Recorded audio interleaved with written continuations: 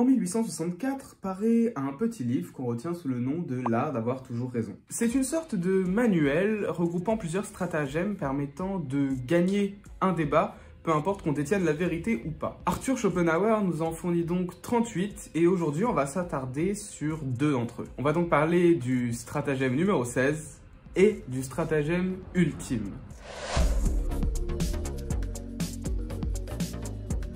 On connaît le stratagème numéro 16 sous le nom d'ad hominem. Et pour faire court, il consiste à trouver des incohérences, des contradictions dans le discours de l'individu afin de le discréditer, tout simplement. Dit comme ça, on pourrait se dire que c'est pertinent. Et ça vous est peut-être déjà arrivé de dire à quelqu'un « t'es un peu mal placé pour dire ça » en mentionnant par exemple des choses qu'il aurait dit par le passé ou des choses qu'il fait qui vont en contradiction avec ce qu'il est en train d'avancer. Par exemple, ça vous paraîtrait normal de dire à quelqu'un qui défend les bienfaits du végétarisme mais qui n'est pas végétarien que sa position est un peu confuse et que si le végétarisme est aussi bien qu'il prétend, pourquoi il ne s'est pas lancé là-dedans? Même si on peut considérer la position floue de son interlocuteur comme un problème, le fait qu'il ait cette position étrange ne va pas nécessairement discréditer le fond de son discours. Attention, on ne dit pas ici que les gens qui défendent des causes qui ne sont pas les leurs sont forcément bienveillantes. Il peut évidemment y avoir des manœuvres malhonnêtes. Par exemple, en politique, quand un candidat va changer son discours pour s'attarder sur une catégorie de personnes en particulier, même si ce qu'il dit dans son discours est vrai,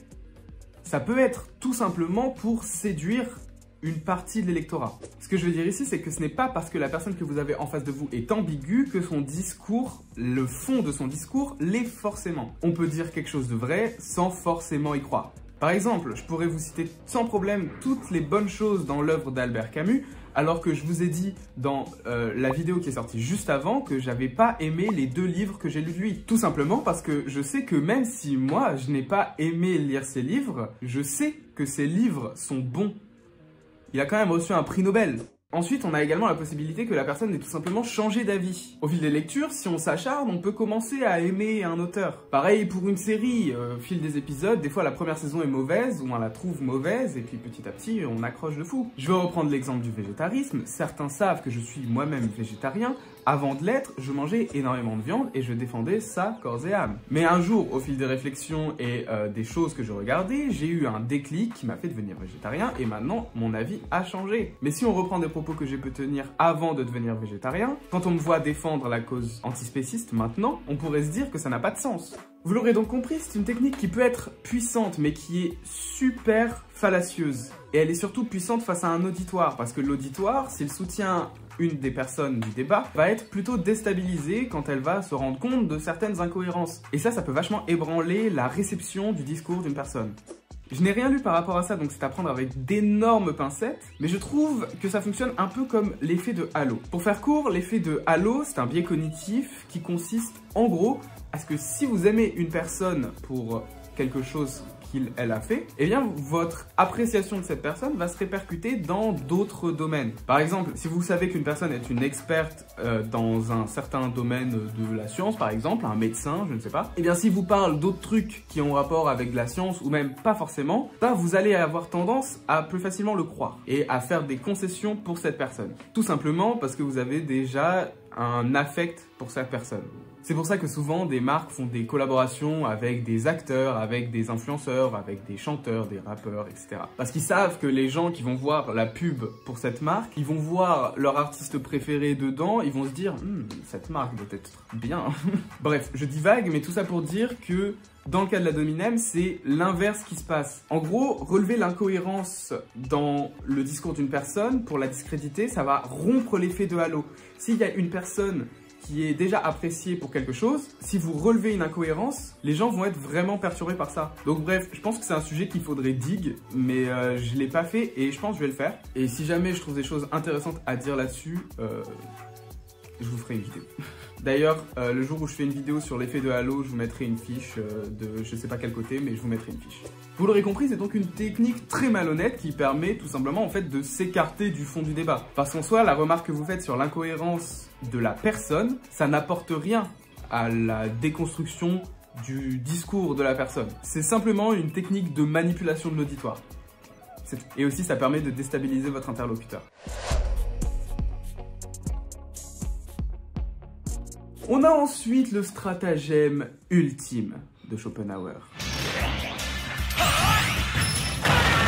À utiliser, comme il le dit, s'il n'y a plus aucun espoir de gagner. On l'appelle du coup l'ad personam, et de tous les stratagèmes, c'est celui que je trouve le plus stupide. C'est un peu le même effet que l'ad hominem sur l'interlocuteur, c'est-à-dire que ça va le déstabiliser. Et c'est d'ailleurs, à mon sens, pour ça qu'on les confond souvent, tous les deux. Sauf que là, au lieu de chercher des incohérences dans le discours de la personne, ce qui est une démarche quand même particulière, on va juste, en gros, le traiter de connard. Ce qui est intéressant, c'est que c'est le stratagème le plus naturel, en fait. Au point que on peut même plus, à mon avis, le considérer comme un stratagème. Quand on est en désaccord avec quelqu'un sur Twitter, ça vient très vite d'avoir envie de l'insulter. Quand on contre l'argument d'une brute au collège, bien sûr qu'il va commencer à nous frapper. Enfin, c'est quelque chose de vraiment naturel de répondre violemment, que ce soit par les mots ou par la force, quand on est accablé par un désaccord. Quelque chose de naturel mais qui est pas bien, hein.